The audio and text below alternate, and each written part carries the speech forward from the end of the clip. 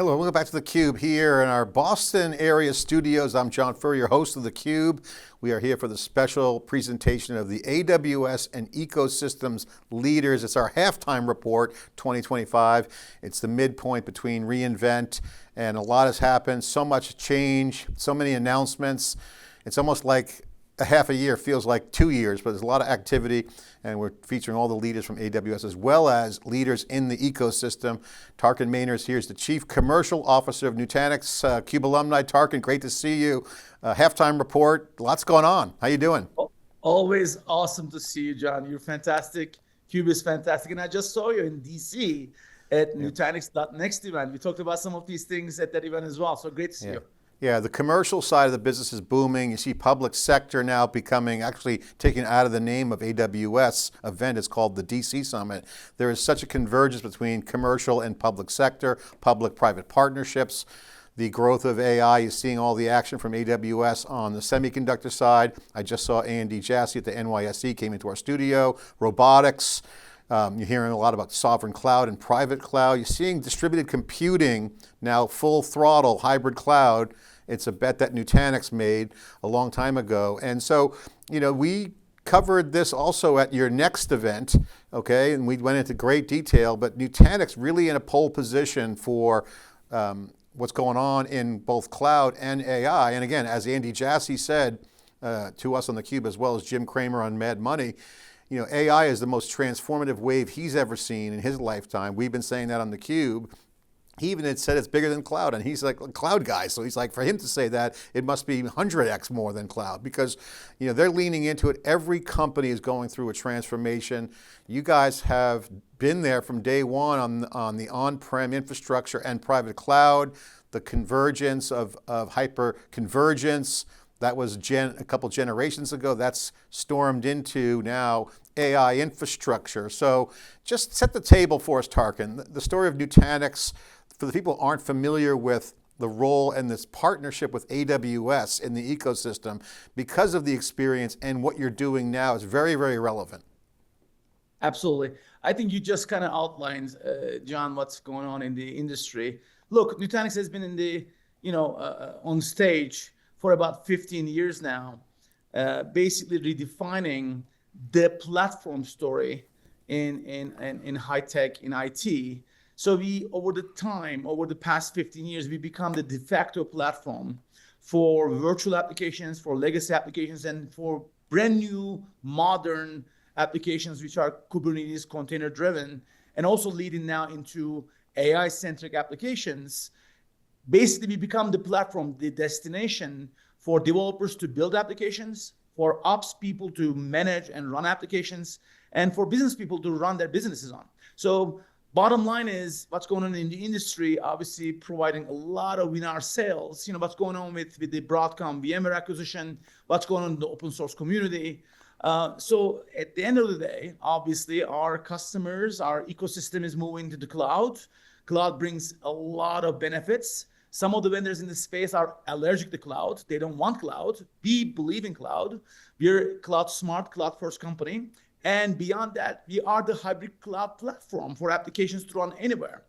Anywhere you can build applications, anywhere you can run applications, and we are the platform for that. So in that context, obviously, AWS, Amazon, AWS partnership, critically important for our success, and most importantly, for our customer success. And we covered some of these things when you and I met in DC at .next event in May.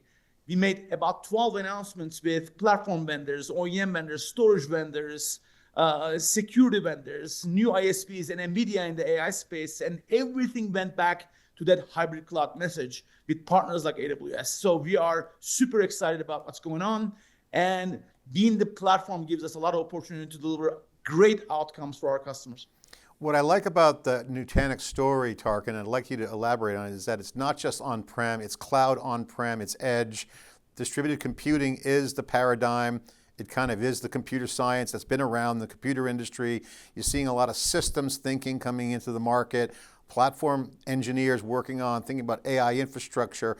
And you and Amazon have a similar culture of working backwards from the customer. And right now, customers, it's not about cloud versus on-prem, it's really about how do I all work together. So one of the key things in this area is migrations. How do I set up a cost-effective infrastructure to handle what my distributed computing will need to look like in this modern era, because you have sovereignty issues that aren't just about GDPR and other things. It's about data. It's about sovereignty of a nation. You're starting to see cloud and hybrid architectures evolve quickly. So this is putting a lot of pressure on migration. So I have to ask you, what is the story with customers with migrations? Are they struggling with it? Are they actively moving workloads into the cloud for certain use cases? When does the on-prem happen? Take me through what the customers are doing right now, because cloud is prevalent. Obviously, your relationship with AWS highlights that. Are customers still struggling with migrations? Right. So look, stepping back a little bit, you just said it. AWS and Nutanix, culturally very similar companies, even though AWS started the journey from a cloud-only perspective, and we started the journey from the on-prem perspective. We just kind of, met in the middle and created this beautiful marriage of two companies coming together and providing a hybrid cloud vision unlike any other. So stepping back, like for a business to be successful, for a partnership to be successful, you need to have customer-partner ecosystem intimacy. You need to have a portfolio IP differentiation that's different, that's meaningful, drives outcomes, and you need operational excellence on how you do things, from customer service to customer support. Look, Nutanix is 90 NPS Net Promoter Score company for the past 10 plus years, because we are obsessed with customer outcomes, customer service, customer delight. AWS is the same energy, same culture. So what we decided is basically to help customers to take advantage of this hybrid cloud journey, in which they can run, build, manage applications anywhere they like, on-prem, off-prem, or in between. These applications can be legacy applications, even mainframe applications. These applications can be virtual applications, some of the classical applications of the past 20 years. And these applications could be new generation Kubernetes-driven microservices applications, container applications, especially now enterprise AI-driven applications that we are also working with AWS and companies like NVIDIA in a big way to deliver outcomes around AI for our customers. Not just gobbledygook AI applications, but applications actually deliver value, like fraud detection for banking industry, document search, document lifecycle management for legal industry, manufacturing lifecycle for smart city projects and governments, and so on. So having said all this, migration becomes a big story, because a lot of these customers want to migrate some of their legacy applications to cloud. They want to run some of their virtual applications both in the cloud, in public cloud, also in their on-prem, and want to build some of their new applications, AI applications in the cloud, and also run them, fine-tune them, manage them better in the edge. So AWS and Nutanix jointly provide a platform doing all of this, and doing all of this with strong customer service and support, and with the best financial metrics and best outcomes for the customers. That's why we're super excited about the partnership and what we're doing together. Yeah, we heard from Matt Garman on the keynote here too as well, a 40-minute interview I just did. He says that they see a lot of growth in AI workloads, and you pointed out some of the production aspects of it. There are more production workloads that have not yet even gone to the cloud from on-prem. So there's still a lot of cloud migration, not just for lift and shift, but real workloads, production workloads. And now more AI-enabled or AI-native production workloads. So this is a huge headroom opportunity for value extraction for customers and value creation on your side. So it's a huge upside potential. Talk about that specifically. Yeah, absolutely. Look, just to dissect that a little bit further, and you just gave all the high-level tenets. One of the key issues with enterprise AI and AI in general is, AI started with a more like a consumer view, with large language models, basically with Gen AI. But now that vision, that's roadmap is changing toward agentic models, which is gonna actually create huge value for enterprises to deliver better value for their customers in every vertical industry, in every part of the world, in any size company. So having said all this, for this to happen effectively, you need to have the right platform on-prem, and right partnerships and right platform off-prem in the cloud, and combine those services and capabilities together. Especially at the edge, especially for inferencing, especially for managing these applications. And most importantly, as these applications also in the open source universe, there are a lot of issues related to data gravity, security. You mentioned GDPR, privacy, hugely important issues. So we are providing the tools for managing these systems and applications running on these systems, whether they're on-prem or off-prem, and most likely hybrid cloud fashion with AWS, and also deliver an agnostic platform for customers to use any large language model, any OEM platform from Dell to Cisco to HPE to Supermicro to Lenovo to Fujitsu, just stop me. We keep it open. Working with any storage vendor. You saw we made a big announcement with Pure Storage. We have a big announcement with Dell Storage. Beyond basically HCI, hyperconverged, now we're moving to external storage applications, supporting those customers and workloads we never supported before, making sure from legacy applications to virtual applications to modern container-centric AI applications, we give the best platform and best opportunity for customers to save money and create more value for their end user customers with AWS. Well, everyone knows you guys have your own hypervisors. That's known. How is Amazon customers and how is AWS executing with you in terms of specifics? Product integration and go-to-market joint selling, or how is that working? Can you just detail that? I think that's important because a lot of AWS customers are looking at not only migrations, everything's being migrated, even VMware workloads, and they're going full on-prem. How is Amazon Web Services capitalizing on, and what's in it for the customers, their customers, and now your joint customers? Look, AWS and Nutanix agreed around a strategic collaboration agreement we call SCA. This agreement basically have two main tenets. One is our product development and integration together on the IP front, delivering the best value with the best platform for our customers. Hypervisor is part of that, of course, but beyond that, hypervisor at the end of the day is a commodity, part of that overall platform. The platform has all the aspects of manageability, security, availability, reliability, providing support for different type of databases, on-prem or off-prem, both closed source and open source databases, from Oracle to Postgres, everything in between. Kubernetes services, making sure we give tools for DevOps environments for folks to build, manage new applications, container-centric AI applications efficiently, fast, time to market, supporting them with the best storage, platform in the back end across multiple protocols from block to file to object, making sure we completely secure these systems and processes. So the joint partnership entails both product integration and innovation, and most importantly, with our channel ecosystem, with our ISV ecosystem, with our OEM ecosystem, working with partners like Dell, Cisco, HPE, Lenovo, Supermicro, Fujitsu, and deliver value to our customers wherever those applications run, from on-prem to off-prem or in a hybrid fashion. So the partnership is a very unique partnership. We're not exclusive per se. Obviously, AWS partners with a lot of different ISVs and vendors. We do a lot of work also with other cloud partners, but this one is a strategic preferred partnership between the two teams. We invested in this jointly.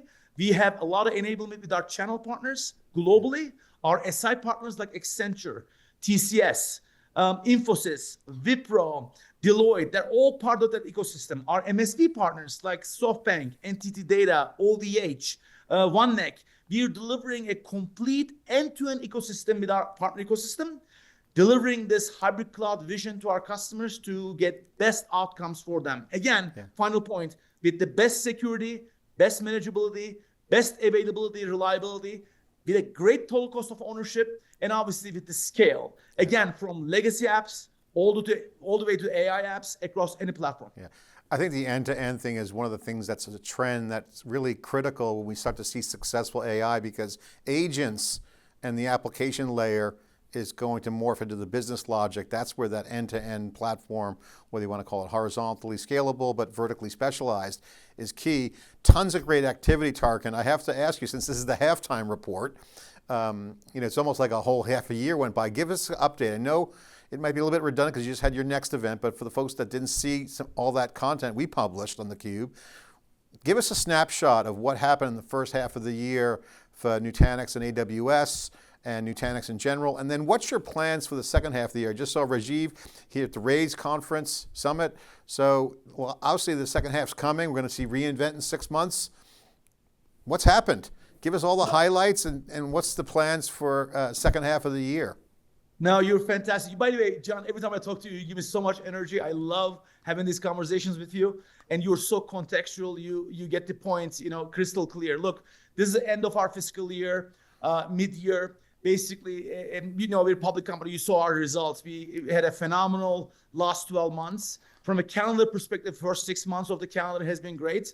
And next 6 months, we're basically committed to executing in a big way with AWS. The partnership started very strong because there's demand. As you know, a lot of legacy vendors are still trying to support the customers, but sometimes what they provide might be not super contextual or strategic. And as you know, my style, John, competition makes us better, not bitter. I never badmouth competition. Competition makes us all better. We are all in the same ecosystem delivering value for our customers because we're customer obsessed.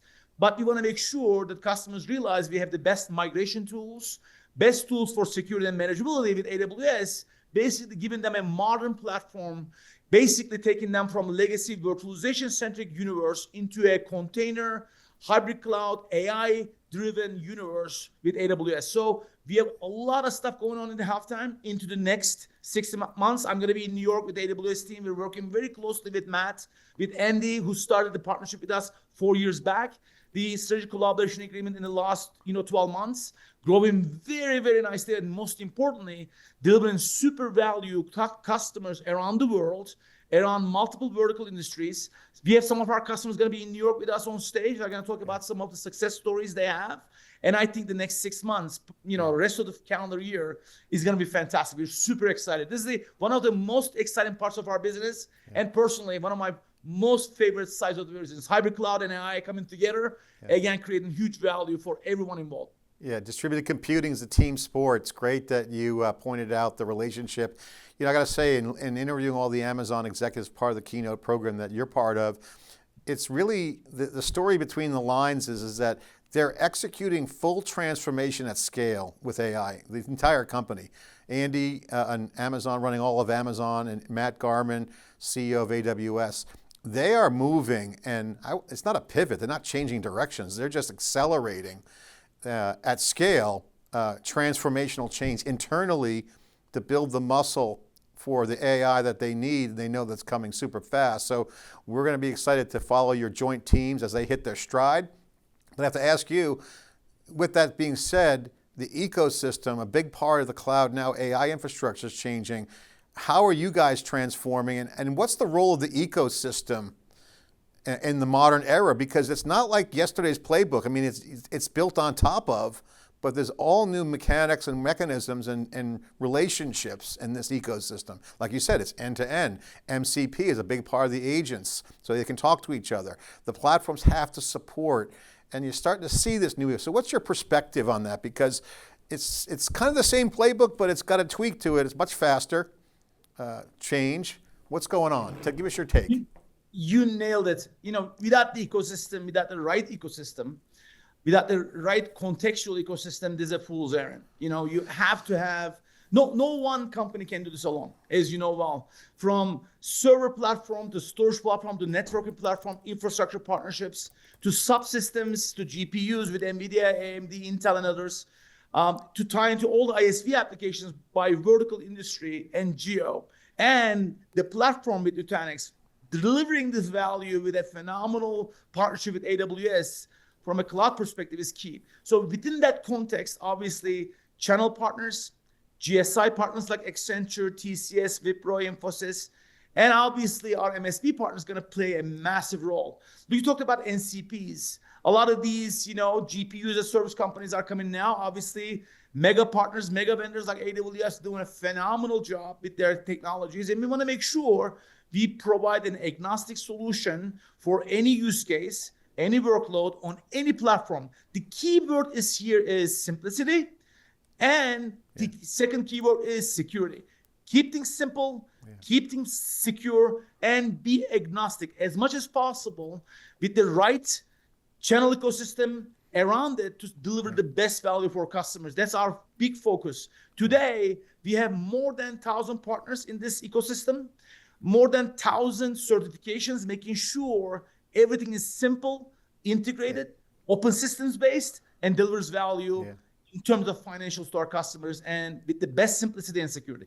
Yeah, you start to see that the integrations, the migrations, the joint selling, the intentional relationships between AWS and the ecosystem is the formula. If you want to be high value add creation side of it, that's a huge piece. Thoughts on that?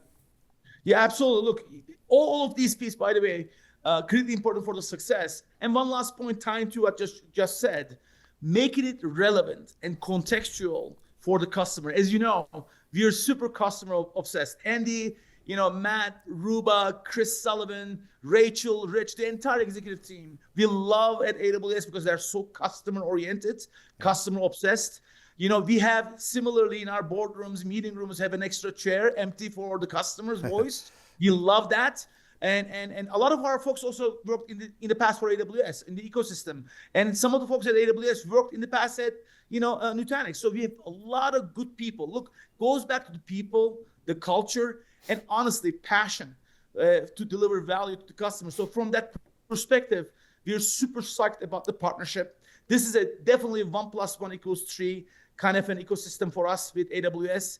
And I'll tell you, the next 12 to 24 months holds huge opportunities for us and for our customer base with our partner ecosystem to deliver value.